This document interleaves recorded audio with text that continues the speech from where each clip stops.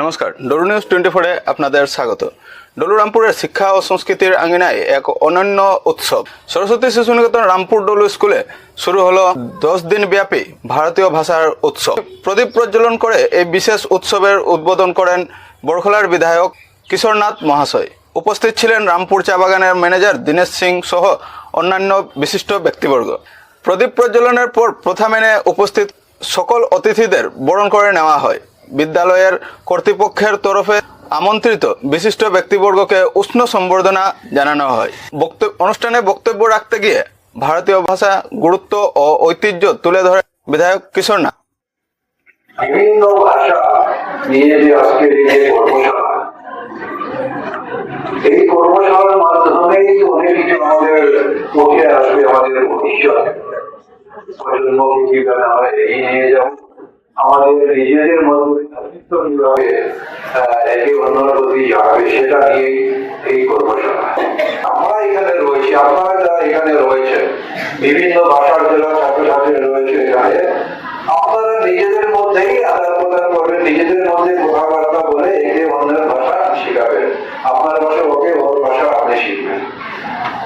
সেটার জন্যই আজকের এই প্রশিক্ষণ। আর আমি এই স্কুলে যারা রয়েছে স্টুডেন্টরা, এই স্কুলে আমি আগেও এসেছি। হয়তো যখন আমি আগে এসেছিলাম তখন অনেকে আপনারা ছিলেন না। আমি এখানে এসেছিলাম প্রায় 5 বছর আগের কথা বলছি। তখন স্টুডেন্ট হয়তো এখন আজকে নেই, স্কুলকে পাস আউট হয়ে চলে গেছিল। আপনারা যারা এখানে হয়েছেন আপনাদেরকে সবাইকে আমি শুভেচ্ছা দিচ্ছি। আপনারা খুব সুন্দর করে ভালো করে পড়াশোনা করুন। আপনারা নিজের বানিয়ে দিয়েছেন, খুব সুন্দর পোর্ট্রেট বানিয়েছেন সঞ্জম দেব। জিজ্ঞেস করেছিলাম 2 দিনের মধ্যেই আমার এই পোর্ট্রেটটা বানিয়েছে। খুব সুন্দর পোর্ট্রেট বানিয়েছে। সঙ্গে আমাদের আসামের মাননীয় মুখ্যমন্ত্রী ডক্টর হিমন্ত বিশ্ব শর্মা মহাশয়, ওনারও একটা পোর্ট্রেট বানানো হয়েছে, ওটা খুব সুন্দর হয়েছে। আর আমি আপনাদের হয়ে, স্টুডেন্ট হয়ে, স্কুলের হয়ে মাননীয় মুখ্যমন্ত্রীর হাতে সেই পোর্ট্রেটটা আমি তুলে দেব। যারা এটা সুন্দর পোর্ট্রেট, সুন্দর প্র্যাকটিস করো, প্রত্যেক দিন কিছু না কিছু প্র্যাকটিস করো, আরো কিছু কিছু এরকম কিছু বানিয়ে পোর্ট্রেট করে নিজের স্কুলের মধ্যেই হ্যাং করে রাখো। খুব ভালো লেগেছে দেখে। আর আমি আপনাদের কাছে এটাই বলতে চাইছি যে আপনারা যারা এই স্কুলে পড়াশোনা করছেন, আপনারা ভালোভাবে পড়াশোনা করবেন। আর এখানে যারা স্পোর্টস এর মধ্যে যারা রয়েছে, খেলাধুলার মধ্যে যারা রয়েছে, খেলাধুলাতেও আপনারা আপনাদের প্রতিযোগিতা করে আপনারা আগে যাওয়ার চেষ্টা করবেন। যেটা দেখি আমরা বলি, কিছুদিন আগে অল্প আগে আপনারা বলেছিলেন যে এখানে স্টুডেন্ট আমাদের ডিস্ট্রিক্ট লেভেলে খেলতে গেছে।